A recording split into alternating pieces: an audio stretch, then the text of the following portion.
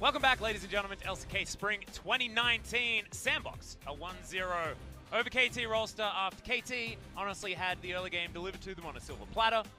And then a certain gentleman was a little bit too far forward in the mid lane a couple of times. It all went wrong.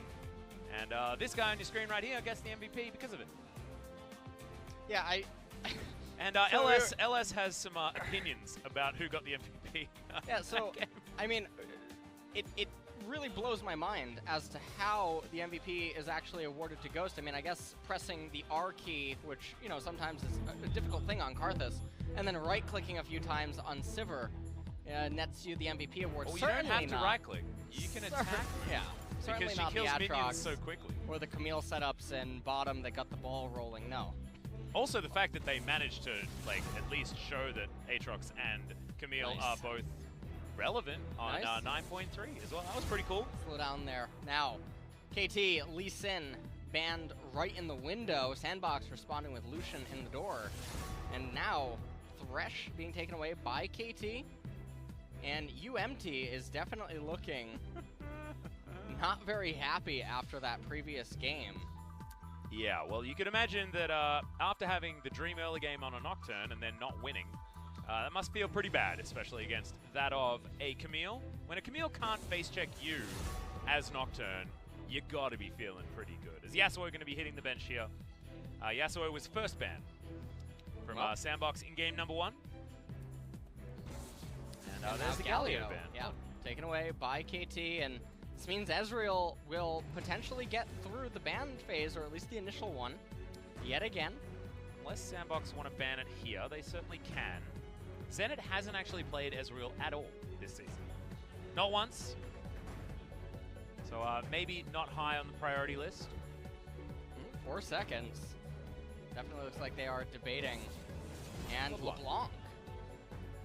And now it looks like a Zoe first pick is an opportunity here for KT if they want to go towards it, continue ignoring the Ezreal priority completely. Urgot also available, but Smeb had a pretty forgettable performance on the champion. The first pick in game number 1 was Aatrox, so who even cares about that? As Vladimir would certainly be a power pick. He was banned, but it was in the second round of bans, and there's the Zoe that we were talking about earlier. So understandable first pick here for KT and B2D back on some power, but he also sort of fell off when it came to getting things done in the later game. But I think it was largely overshadowed by mistakes elsewhere on the KT roster.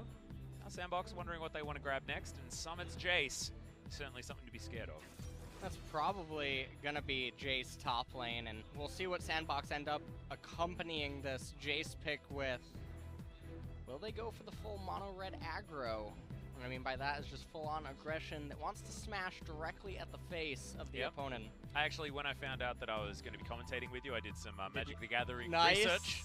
Nice. Made sure that I could at least keep up with some of the things. I mean, you talk about like lands and stuff like that. I'll be like, yeah, no, I totally know what you're talking about there, man. Yeah. Yep. So don't worry, mate. I got you. As Lissandra is going to mean that our Sandbox have said no to the flex, and they want to tell you exactly what their solo lanes are going to be. Unless Joker has some crazy business for us with some bot lane Lissandra, but I'm sick of getting baited by having to talk about that because it's never actually happened. Ooh, and Olaf now locked in for KT. And the Jayce, see, now the problem is if you're KT, if you end up picking Ezreal here, Jayce can just be flexed into bottom lane. And that's actually considered one of the heavy, strong answers to Ezreal down there in bottom. And Yorick instead going to be picked up for Smeb here to try to match this Jayce. This is becoming an extremely common matchup in high-end Korean solo queue and scrims and whatnot. Whoa, Shen. Joker with the blind Shen. Okay, well, I mean, it did some great things earlier on. They are going to ban away the Tahm Kench as well. Remember last time around, we actually saw 4 support bans coming in our second round. That's if you include Galio there. Actually, no, I tell a lie. It was 3 and then a Vladimir randomly coming in there. Nocturne, though, is going to be taken away from OnFleek, and UmTi is just going to thin the pool of things that he doesn't want to go up against. Makes some sense here. What is the final ban for Sandbox going to be? 15 seconds before we figure that one out. Well, ADCs and supports are both present, and I mean, there's not really all that many options available, but I'm imagining that the Jayce is probably just going to be going top lane, so A little bit surprised, actually. Now, Sandbox does have first selection. They could get Ezreal themselves here. If they want to, yes. Yeah, Ezreal is very strong against Yorick and Olaf. And against Zoe, it sort of becomes a knife fight. Also, you deny the Zoe-Ezreal combo as well, which I think is pretty nice. Having those two in the same game just makes locking them down very tricky. What do you call that combo? Zoe-Zerial? Zezreal? Zezreal? Ezroe? I don't know, their names both have Z and E in them. Yeah, it's they do. I don't really... Zoe's Reals. What? I don't know, Oreo? Camille, banned away on the side of KT. Nice. And Sivir now being hovered by Sandbox, so... if it ain't broke, don't fix it. Time to press R and right-click a few more times, so... That's free MVPs, my friend. That's how we do it here in the LCK.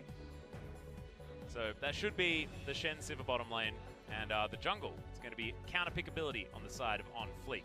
KT need to round out their roster now. I believe we're looking for a bottom lane, as Alistar was banned in game number 1, now going to be available in game number 2. SnowFlower does like to get around on the Moo Cow, build some Moby Boots and get into a different lane. I like it. And what is going to be the AD carry of choice here on the side of Zenit? Well, 15 seconds remaining.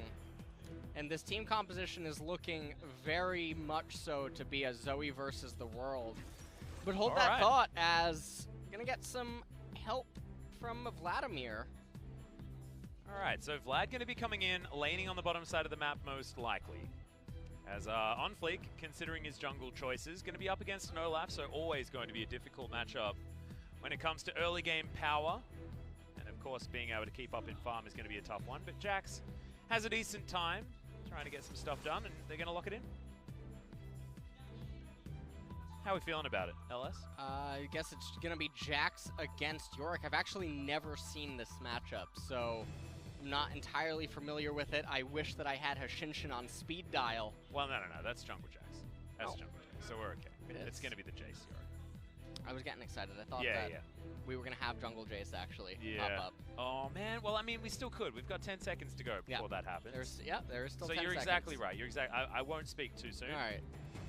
It's just actually surprising to see the Jax selected to be the jungle here instead of the Jayce, because that would get him out of the matchup, and then maybe Jax has a good matchup against Yorick, but I guess that's not what we're going to be seeing. I think the Maiden ignores Counter-Strike when it comes to damage, so... I'm a coach, but... Maybe it's not a great matchup, actually. Yeah. As I believe it is going to be the Jungle Jax coming in there. Yeah. Yorick, Olaf, Zoe, Vladimir, and Alistar. This team composition wants to go hard, and they have the ability to do so from the very first item. And then after that, it's mostly going to be the Zoe and Vladimir show. Reliance on setting up flanks and extremely good engages. But they do have the option of having Yorick split push later on in the game. Yeah. And trying to, you know, fight inside of the Barrenside River. But on the flip side, for Sandbox, Jayce, Jax, Lissandra, Sivir, and Shen. So a lot of aggressive engage. But definitely needs a little bit more time to wind up than the enemy team. Yeah, also I think it works quite well as a 4-1 composition, but when you've got a Yorick on the other side that could potentially get to a point where he's happy split pushing against the Jayce, it might be theoretically like playing into the wrong playstyle based on what you're up against, but we'll have to find out as we hit the rift for game 2.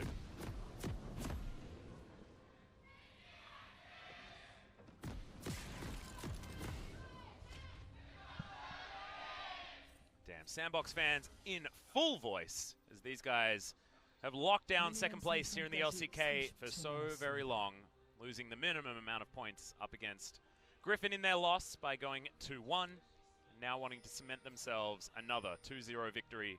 Certainly dropped a few more games here and there than Griffin have, still being a dominant force, and once again teetering on a 2-0.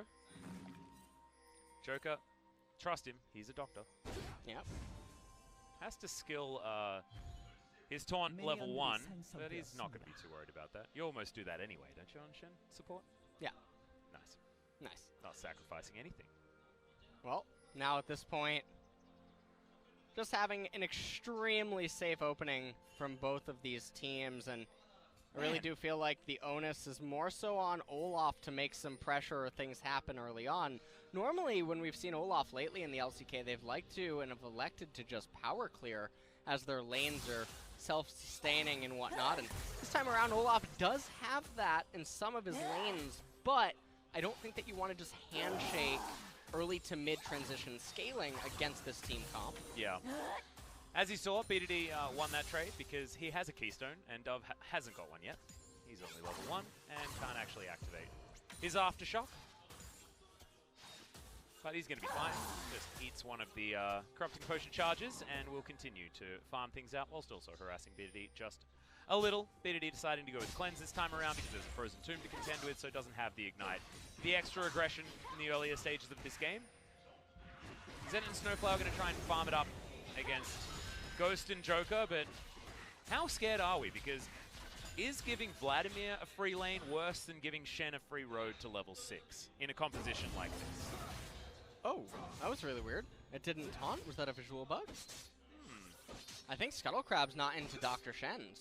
No, I guess He's not. trying to run away. He's not trusting him, even You know though it why, is though? a doctor. Yeah, when you got crabs, you go to the doctor. Oh. That's what's going on there. So, Uh-huh. and that actually regenerated and healed up really fast.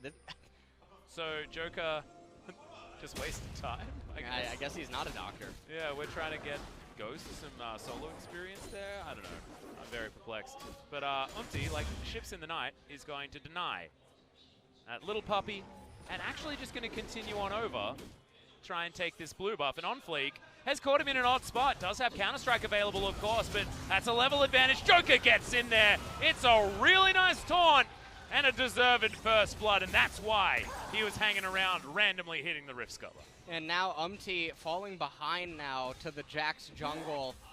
Definitely not something you want to have happen this early on. And coming off of the fountain, he does have the Predator boots. He doesn't have his jungle item available, but he's going to want to start making something happen. As now, everyone hit tab.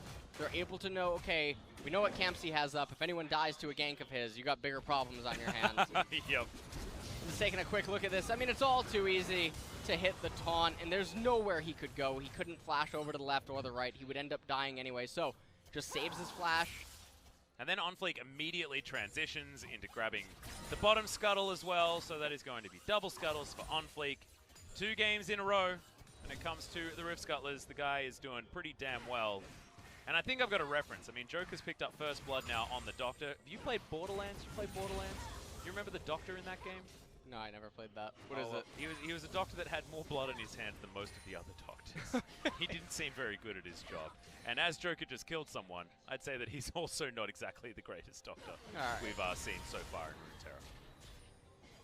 One of the interesting things I want to talk about is despite having a first blood and an assist on it, KT is still relatively close in gold, and I mean all of that is coming inside of the mid lane CS gap. Zoe has killed Lissandra basically. Yeah. So that's a huge CS lead. It's a couple of waves. Yep. 2 waves. And I mean, a wave is crashing into Lissandra, but the lane state not that good for Dove right now. He does have the teleport, so very surprising to see this kind of a deficit this early on. Joker just straight up not caring about what's happening there towards the bottom side. Ghost going to teleport back with a pickaxe in his back pocket. So whether he changes up the build based on the item choice here is, okay, that's a really nice taunt. On to Zenit, Spirit's Refuge stops a few of the auto attacks from coming back in, but decent pick against the Shen is just to not play with an 80 carry, because auto attacks don't bother you as much. Really? Because you just want to be hitting that Crimson Rush whenever it's up off cooldown. Of course, the empowered version of the transfusion. Entirely know why I talk about Crimson Rush so often. I don't know whether anyone really knows that that's the ability name. Well, at this point now, SnowFlower may be looking to make a play happen. He is just going to face check OnFleek though. The stun is going to come down, Trouble Bubble, but he gets into vision. Circle of Frost there for Dove, but doesn't have level 6 available. Now Sandbox wanting to collapse. Joker was making his way up, but only level 4, so no Stand United available. And they are going to just agree to disagree. Yeah, priority on Jayce as well, and with Joker here, this is going to be another Scuttlecrab going over to OnFleek, who's actually down in levels right now. Yeah, it's interesting. UmTi, of course, ripping through the jungle on up. the Olaf, but finally does hit that level 5. Smeb has a huge minion wave to deal with here, so things very even. Top side of the map. And the Jayce, of course, picking up the Summoner Airy, just to make sure that he has the best time in this lane. It's not exactly one where you're going to be picking something like the Kleptomancy as the Jayce. And so far, yet again, we're having a little bit of a gentleman's agreement. There's nothing really too exciting happening across the map. If this is a gentleman's agreement that Dove made, though, I'd probably ask him to think about the agreement a little bit more. Read the I think fine he's getting print. scammed. Yeah. This is like trading your chocolate milk for a first edition Charizard. Yeah. Again. Again. I know. I don't even know. Was it him that we were talking about last time? We were talking about first edition Charizards? Because that would be really depressing. He got 2 of them? Damn, that's some incredible booster packs that guy had. I remember there was a myth in my primary school about a guy who found a booster pack with only Charizards in it. Nice. Yeah. Was he instantly popular off that? That's when I learned what the word gullible was. Okay. At that point, yeah. And that was a good representation of what gullible was at that point. Excellent. Yeah, 600 gold the lead to Sandbox Gaming after the first blood goes down, but so far no catastrophic mistakes here from KT Rolster. They want to get their Vladimir to a point where you can team fight. They're going to have the Yorick there as well, splitting in the side lane. It's just worrying about whether or not this Sivir is going to get to a stage where these autos are going to work. We saw what Chovy decided to do to a Sivir, and that was murder. Yeah. Over and over again, and that meant that even if you get 4 items on your Sivir, if she's dead, she doesn't do anything. Right. Pretty decent strategy. As same rule applies to a Lissandra, who will take half of her health bar and damage there from B to D. And he picks up a Ghost, so he can run around if he wants to. See, there's a Ghost on both sides of the Rift.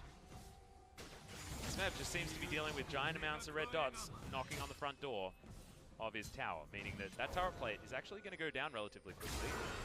FLICKR in there as B to D ghosting around in the mid lane. Nothing really happening, but we could see something try to happen. But yeah, OnFleek actually moving pretty damn quickly here. that bubble. He has the Malrung state of mind here as well. Oh. Going towards, okay, there's a face check from UmTi, but Ragnarok is in. And Dove just looking for the extra damage. Doesn't use the Frozen Tomb as BDD's there. Fair bit of damage going down as OnFleek. Down to about half health, but the Trouble Bubble going wide. Exactly right. UmTi lands the Undertow as the self-ult comes in from Dove. Joker comes on down. Level 6 available. Stand United already used. Top side of the map, I believe, is OnFleek, sorry. Oh my. Leap strikes okay, back. finally. All right, we're going to hit a bubble, but there's no vision. I believe that was blind onto Dove. And that was a whole lot of stuff happening, but not a lot of results. You ever ate a sloppy Joe? No. That's what it would have. That's basically what it would look like. I just feel like the name ain't great. It's really not. You know, you just look at it and you're very displeased and you just wonder why it's on the lunch menu. Yeah. And we're getting a replay of this instead of the absolute catastrophe that just happened in mid lane. So right there we are seeing Yorick do Yorick things with the Iron Maiden, Stand United being called in from Sandbox. I don't think that's an Iron Maiden.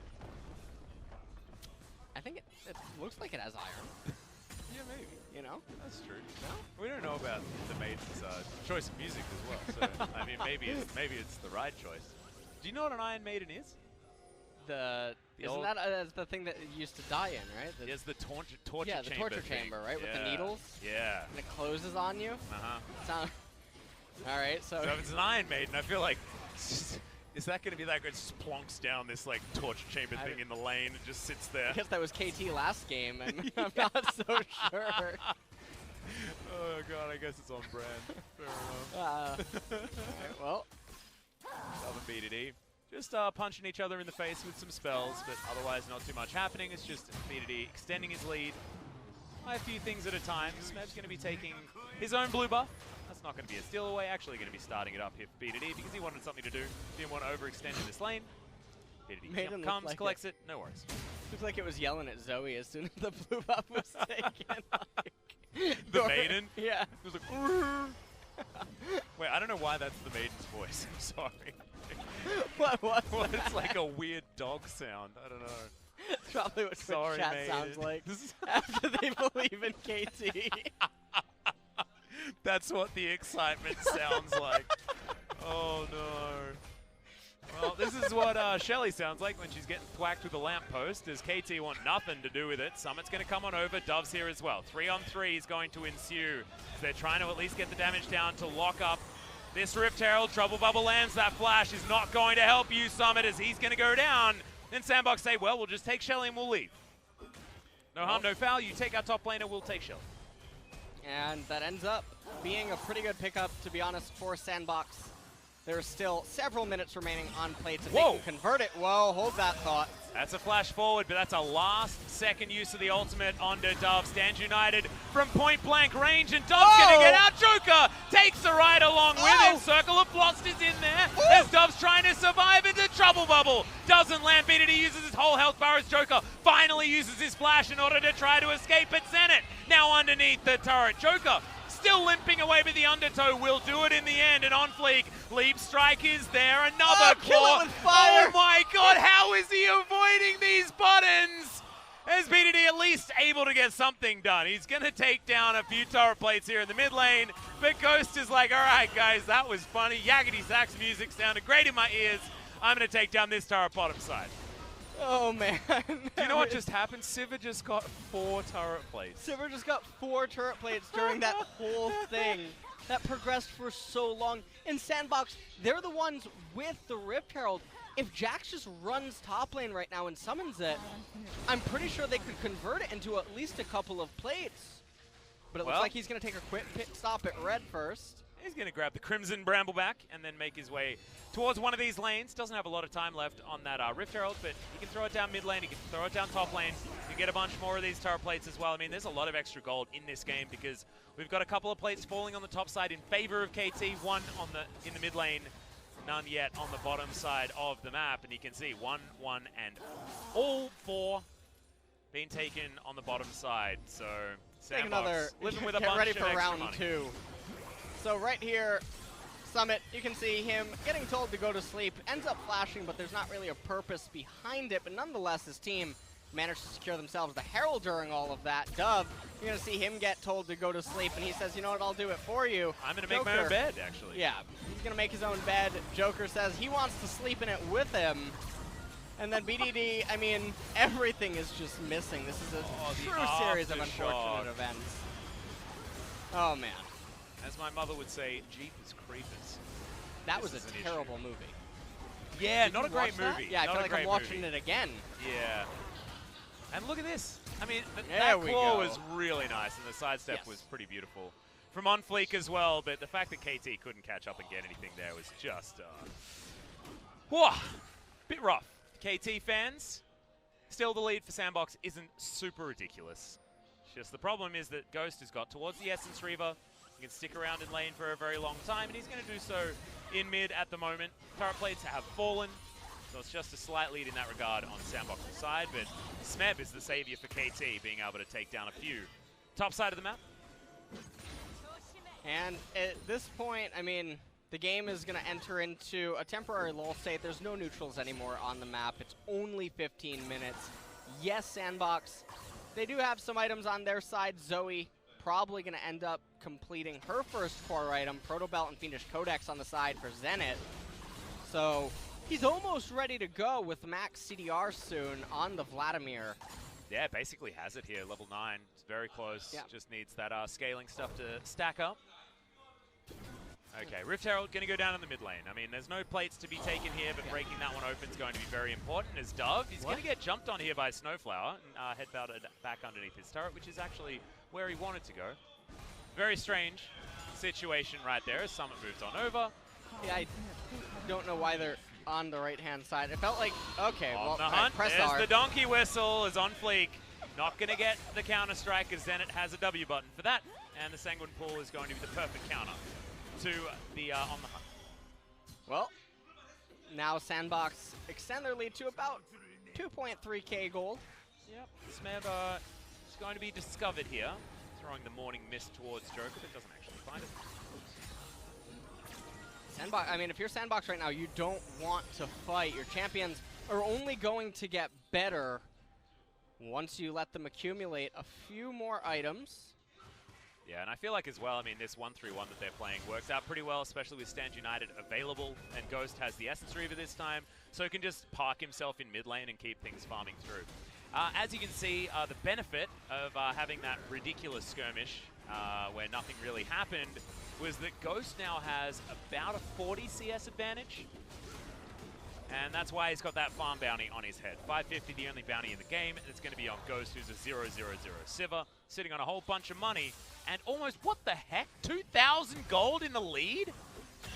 Yeah. Turret plates are busted, dude. All of this gold right now inside of the Sivir is going to be really problematic, because when the two primary carries that are meant and intended to deal damage to the enemy team, and you need them to blow up the Sivir inside of the team fight, she's going to be able to itemize resistances and shields, and look, you already have the Phantom Dancer being picked up. Was that outright as well when he went back to base? He had a lot of money there. He had a lot of gold. Yeah. And so Ghost is going to be extremely difficult to bring down, and once he ends up getting a Quicksilver Sash to add on a little bit more magic resistance, and then making sure that he can never be put to sleep in addition to his spell shield, it's going to be so difficult for Vladimir and Zoe to really do anything as they're getting dogged down by a Sivir ultimate. Well, Summit, he's going to have the ghoulies on him, as OnFleek's going to come up and try and help him out here. It's actually the whole squad that are going to turn up, but Smeb walks pretty fast with this Trinity Force now completed. Ninja Tabai as well, and he'll be fine. See where Smeb is going to go. I know a lot of people were confused and upset about the Zerot portal being built by Swords Yorick earlier on today, so hopefully for their sake, we are not going to have that item. BDD poked his head over. Dove not going to be too worried. Might be careful about UmTi, who came rocketing towards him, but not going to be too concerned about that one either, and now information given. Over to Sandbox, OnFleek turns up top side. Smeb, yeah, that Dark Procession not feeling too dark. To Summit, who just hyper charges, and everything is totally fine. Shoots it down very, very quickly. What's the next move here for Sandbox? What's the ideal play if you're Sandbox with a slight lead wanting to extend? Well, at this point, you just wait for Lissandra, complete her second core item, wait for Jayce to complete that Black Cleaver. There's no reason to risk anything going catastrophic over a Clown Drake here at 19 minutes. But what about second Clown Drake? You know what? That's a very compelling argument. I'm going to have to go with no. Imagine the kid's birthday then, though. I mean, 2 clowns. 1 clown is creepy. 2 clowns, that's where the fun starts. Well, you know, OnFleek Counter-Strike is going to be available, so he'll be fine. And Summit actually jumps in on top of UmTi, who's not as tanky as he really wants to be on the Olaf. Joker moving on to the side, and I feel like Sandbox are playing it out very similarly to the way you were talking. They're just playing cool, they're playing calm, they've got waves exactly where they want them to be. That push out from Dove was very effective. Bottom side, that's going to tie up Smeb for a little while, and that's all just time that KT hasn't been farming. Zenit coming on through, but he's wasting some of his buttons here and actually taking a lot of harassment. The Cranecasters are going very loud. KT, if they end up having to fight over this Cloud Drake, that could end up being very bad. But I think Sandbox, they're content to just give it up. There's no reason to Well, I mean, they're not even really giving it up here, are they? They're trading it for this top-outer turret. You'll probably take that global gold. That's one step closer to the Black Cleaver, to the Infinity Edge, to even more items coming in for Dove, who's looking for either Luden's Echo or maybe even heading towards his Zonya's relatively early, depending on whether or not he has to use his stopwatch soon. OnFleek's going to dive on over. Dove gets on in there, and Smeb is in trouble. The Maiden's trying to help out, and UmTi will turn up, but OnFleek is just doing battle with the top lane. A Leap Strike comes in, and Joker secures that kill. That's what happens. It's not a 2 versus 2. It's a 3v2 because Shen exists on this map for Sandbox, and they play so well around it. Yeah, and they just managed to get themselves a very good advantage in temporary pressure relief. And meanwhile, in mid lane, look at Ghost on that Sivir. He just keeps farming up, almost 70 CS ahead. Dude. What the heck is this? He's going to go back home. Is that... Yeah, BF Sword and, okay, double control what I thought maybe it'd be pickaxe on top of it, and that's when you just can't, fight the Sivir at all at this stage. 20 minutes and almost 3 items on Sivir? Hell no, dude. He's like 240 at 20 minutes.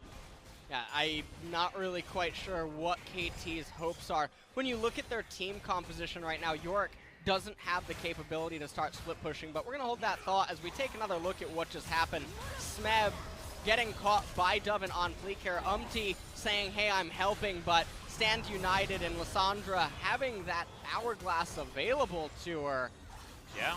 Able to just turn that around, and then it didn't matter that Zenit was on his way, as there was no way to keep that fight going. And so right now, you're KT and you're thinking, okay, well, we need a dream engage. We need some sort of a dream flank for Vladimir, and you're not going to be able to get that because your lanes can never get priority.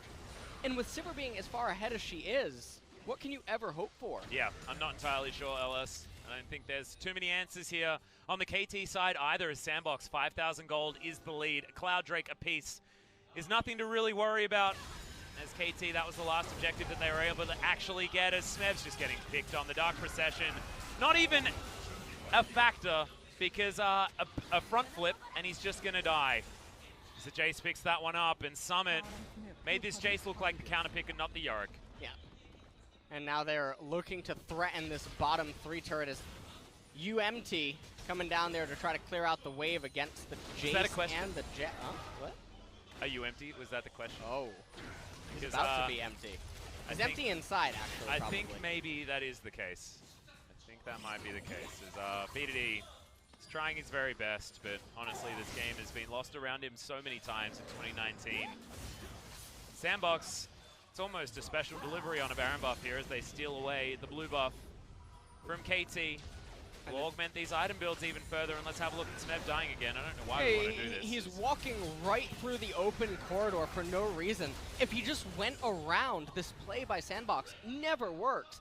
But instead, he felt compelled to go that way rather than take the 3-second route the other way. So Sandbox waiting on the horizon, again, punishing a mistake. And that was the story of game number 1. We're seeing it again in game number 2. Oh, I love this from Dove as well. Actually did decide to finish this on his hourglass because he broke his stopwatch. Yep.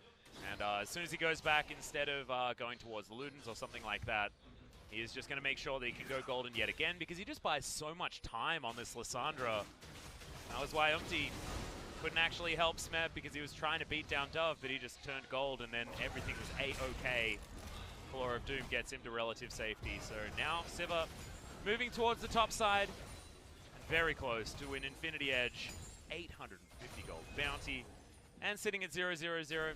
There's not a better thing to have as a Sivir than like this farm bounty here. As Joker's going to have to flash to get out of the way. SnowFlower is hunting him down, but he's not even going to be able to get the stun. This is really unfortunate for KT. Everything just keeps going wrong, and honestly, this game is looking a lot like Griffin versus anyone. Yeah. It's actually starting to look a little bit more like Sandbox versus Jin earlier on because it was just weird. It was weird, it was wonderful, but it wasn't exactly high-level League of Legends. You know, we said earlier that Yorick might be controlling the leper gnomes, but what if he's secretly the father Murloc? Ooh. Right? I mean, those guys are extremely loud. They do, and they kind of sound a little bit, you know, like, I don't know. I think if those ghouls were underwater... That was a fantastic impression. It was a Have you practiced one. that? Yes, of course I have. Come on, mate. I can tell you have no experience with that. If you've ever played World of Warcraft, you've definitely practiced being a Murloc. Oh, man. Whether you want to or not. Well. Okay, well, Sandbox at least running over Vision at this point, as KT do have a few wards here in this their own jungle on the bottom side, but that's not exactly where you want to have Vision. So OnFleek going to be soloing out this Mountain Drake, the first good one of the game thus far. And look at where Ghost's positioned. Now, Zenit, you want to be riding this down. You stand back when the enemy moves towards you. It's generally how it works. And you play towards the side where you have Vision. And there you go. There you have it. Look, KT. He's still alive. He is still alive indeed, and KT, they're not really looking like they know what to do. I mean, they keep accumulating items. I mean, the death clap, well, it's intended to clap. Death cap available on Vladimir now. Still on the tier 1 boots. But how do you really find an opening? This tier 1 turret being perma wave cleared by the Sivir in mid lane. You don't really have the ability to just run over and try to do the Baron, and if any of the members get picked off, that Mountain Drake, Jayce, Jack, Sivir, Baron's gone in a blink of an eye. Yeah, absolutely. And I just feel like you don't have a competition that's going to be able to siege very well, right? Like, Zoe, Vladimir, not exactly going to have the greatest range. Yes, they'll chunk it with the AP that they've built up now, but you're not going to be able to get free time with this turret because unless you got a Baron buff, Sivir kills the minion wave instantly, like we can see right here. G-Host now at 333 CS. And a 1,000 gold bounty. 26.5 minutes into the game. The 3 items that you want on the Sivir. And he's been playing PvE, man. To go back to the World of Warcraft references, this is the guy that just doesn't want to play the arena anymore as Joker. I don't know. What? Okay, yeah, sure. He just walks through 2 people and he's fine. A-okay? No idea what is going on here. And Clowndrake, I mean, it's coming up in 3.5 minutes, but should not be a very high priority objective for either team. And if KT end up feeling a little frisky and they want to get the second Clowndrake for themselves, they're going to learn very quickly that that is a John Wayne Gacy if Sandbox just want to contest them there.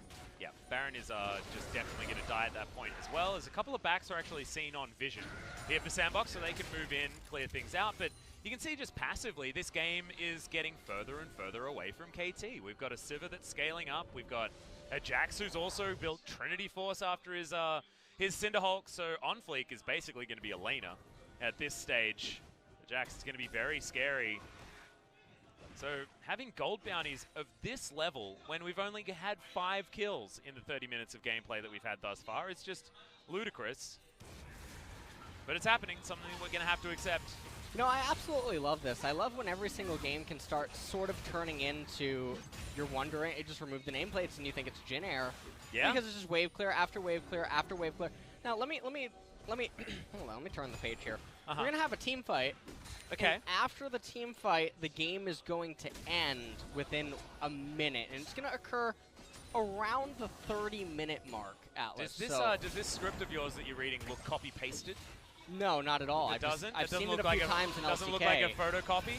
Yeah. Okay, that's a Sanguine Pool again that's going to stop the counter-strike, as OnFleek could be in trouble. Hemoplague, though, is not going to be enough, and the flash there from the Jayce is going to be okay. Summit right on the backside as the Maiden is in amongst this fight as well, as Sandbox going for some sort of collapse here as OnFleek's trying to get his health bar back. You can see minions knocking on the back door of the KT Villa. And it's going to be Summit that's going to move in here first. Dove's going to come down as well. Smeb's trying to help out here. Oh. And they're going to lose this turret. Dove might not be in the right spot, but if they can deal with Smeb early enough, that could actually be a huge deal. And Stand United is going to be available. That's a massive knock-up coming in from the Alistair. SnowFlower's trying to save this game for KT. Rolster inhibitor turret does fall down, and now Sivir with spare time in the mid lane. Summit over there as Smeb's underneath his inhibitor turret, and SnowFlower's not going to be able to catch him. The flash is there for Summit. And now Joker's just having fun underneath this turret while the rest of the base is getting torn apart. Ghost, can he actually get the work done? The answer's no. And they will lose a couple of members here, as that was a weird exchange, but one that I think Sandbox are okay with. Yeah, I definitely think that Sandbox are okay with that. I mean, they have open access to the base now. And take another quick look at this. Summit goes on to Smeb. He's locked up by Dove, and he just barely manages to escape right there. And that was a really clutch knockup by SnowFlower on this Alistar. UmTi coming in to try to do UmTi things. And meanwhile, Ghost is barreling down mid lane. And then Smeb decides that he wants to recall in between the inhibitor and the turret. Not quite sure why. He just walked up and kept walking. He wouldn't have died, but yeah. Unfortunate there. Vladimir does end up picking up a double kill here, and that is really important because Vladimir is the only hope KT has right now alongside the Zoe. Zoe doesn't have the death cap yet. Well, Spellbinder is completed here for Zenit as well. Split push, engaged. Normally this is very weak. Oh, but here we go. From red team. I love this. Using the Jayce as a split pusher, though, from the jungle. Jungle experience is nerfed. Well, that doesn't matter. Throw him in a side lane. Things will be okay. Summit's down there on the bottom side. No inhibitor turret to speak of, as teleport is down for Smeb, not down for Summit. So Baron, a very clear option for Sandbox, and we know that they love starting the Baron. Give them an opportunity to start Baron. They'll start Baron. I mean, it's almost reaching a point where you can two-man the Baron with Jax and Jayce or Jax and Sivir as long as you have enough priority, but KT should definitely be able to sniff that out and then just go and defuse it. The blue trinket available there for that one is another Clown Drake going to be going over to OnFleek here. Teleport from Ghost gets him back into the mid lane. Awesome.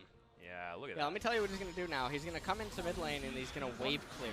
Yeah, do you know what he did? He went back and bought a Guardian Angel outright. Nice. Already had a QSS. Excellent. Sivir is really far ahead. He's Flame Horizoned already over Zenit. And Summit is trying to get away from here. Acceleration Gate is going to be enough on top of the Youmu's. And, alright. Your move, KT, I guess. Get another Flame Horizon in LCK. Well, that Trouble Bubble is going to get stepped on there by Ghost, who has to use his QSS. Another bubble lands onto Joker, who uses his QSS to get out of it as well. Now Sandbox have to fight without 2 cleansers being available, as Morning Mist doesn't find the target there from Smeb. Didn't have any ghouls around either, as UmTi throws an axe into Joker. Joker not too worried about it. OnFleek trying to get the snare up. Goes golden to UmTi as SnowFlower gets the headbutt pole. That's the front line. Getting tagged on through here by Sandbox, as that's going to be the first kill. Dub, no! He eventually goes golden right at the right time, as Stance United not going to be enough. The first kill actually going over to the cow, as SnowFlower is trying desperately to carry this one. Summit over to the side. He wants to go back bottom side of the map as Sandbox. They lose their mid laner. Yeah. Nothing else happens. This is a really, really big win for KT, and unfortunately, they didn't manage to get any of those bounties that are on the Jayce or the Sivir, but it is some much-needed pressure relief. We're going to take another quick look at this right now. UmTi getting absolutely gutted, but using that stopwatch, able to live just long enough for BDD to get in behind, and Dub using his ultimate on SnowFlower, extremely questionable. I think that must have been a misclick, right? Should have had his thumb on the ult key and just self-cast it. Not really quite sure what he was doing there, as the Alistar was not a threat by any means. And so now, looking like round 2. Yeah, KT running it up mid, as Summit is going to be there with the accelerated shock blasts to help clear out this wave. Ghost there as well. So wave clear is not something that Sandbox are worried about, and KT need to try and use this to get themselves in a position to take a Baron. But how are they supposed to do that is the question that I have. 6,000 gold is not exactly insurmountable as far as that lead is concerned, and if KT can win a fight, they get so much more gold. Yes. On top of everything else. They are very close to Smeb having a GA. Zenit is really scary. You finally do have the death cap on BDD. Like, KT are scaling. Yes. And OnFleek is out of position. And right now, yes, there is a 7, almost 8K gold lead on the side for Sandbox. Okay, Summit making a donation. Yeah, but Sandbox need to be running towards this Baron right now. They are pinging onto it. They do have a GA to get through here as VDD comes on down. They're not going to chase onto OnFleek as, yeah, GA going to come back up again, and the Baron has been started. Zenit going to move on over. They do have vision of this one. There's Dove and Ghost doing a fair bit of damage here. Joker wants to find it, gets the taunt on. As there's the flash forward. Can they get enough CC to CC, but not going to be enough, as Zenit's running to high heaven to get out of here, as a Trouble Bubble is going to land. Ghost has that QSS available again, but Sandbox, they're off the Baron, and they have to run. This might actually be KT now being able to get the Baron. All of the members are... Never mind. All right, we're stuck in this forever. Yeah, the mid lane has minions in it. LS, okay. Oh, man. If this was our last series, that was a dead Sivir. Or that was a dead whoever was backing there. I think it might have been Joker.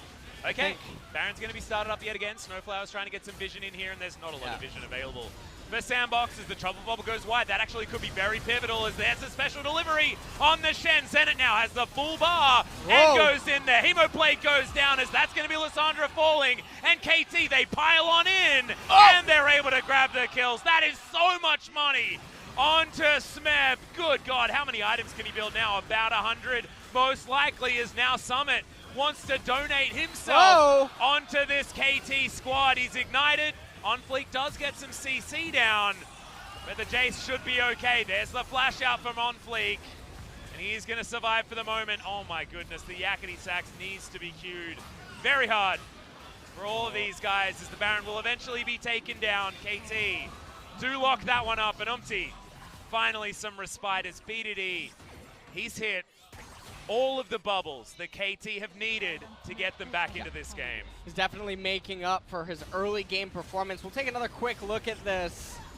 So Sandbox approaching the pit very recklessly, and SnowFlower with that flank knocked OnFleek right out of his stun. And then it was all too easy. I've seen plenty of movies to know where this was going, as Sandbox just got completely obliterated. Yeah. Right in that corridor, and Summit wasn't present down in bottom. And all of this started because Ghost was holding his flash to kill Vladimir, and he was just a second too late. And then after that, everyone was on full retreat, and now this is Sandbox's last chance to try to win the game. If they can beat KT at the Elder, well, they can definitely still win. We've got a Frozen Tomb here. We don't have Stand United.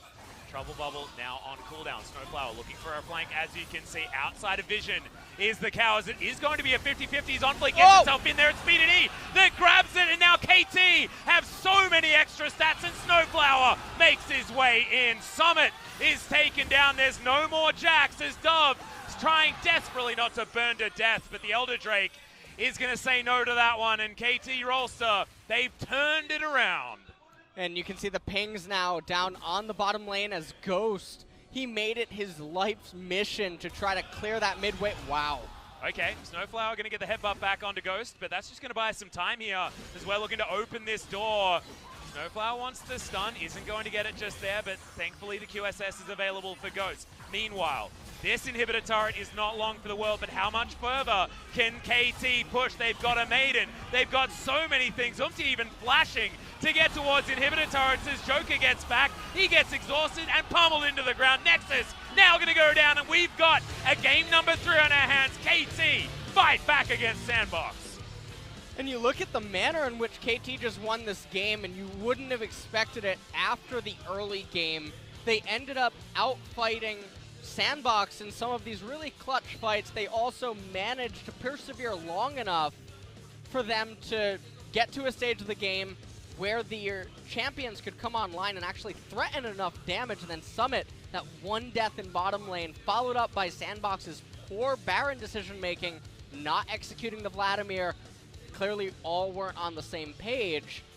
It ends up resulting in us going to game number 3. Yeah, exactly right, and actually really quite liked the Vladimir play in the end from Zenit. He did manage to turn around what was a pretty abysmal positioning performance of game number 1, and then moved into a game number 2 where, when it counted, he managed to find his W button and wasted a whole lot of cooldowns from Sandbox, who were going for that gamble. I mean, they obviously sent Summit towards the bottom side of the map to bait in that opportunity to go for the Baron, and then it was just one Vladimir, and then the game was over. Yeah.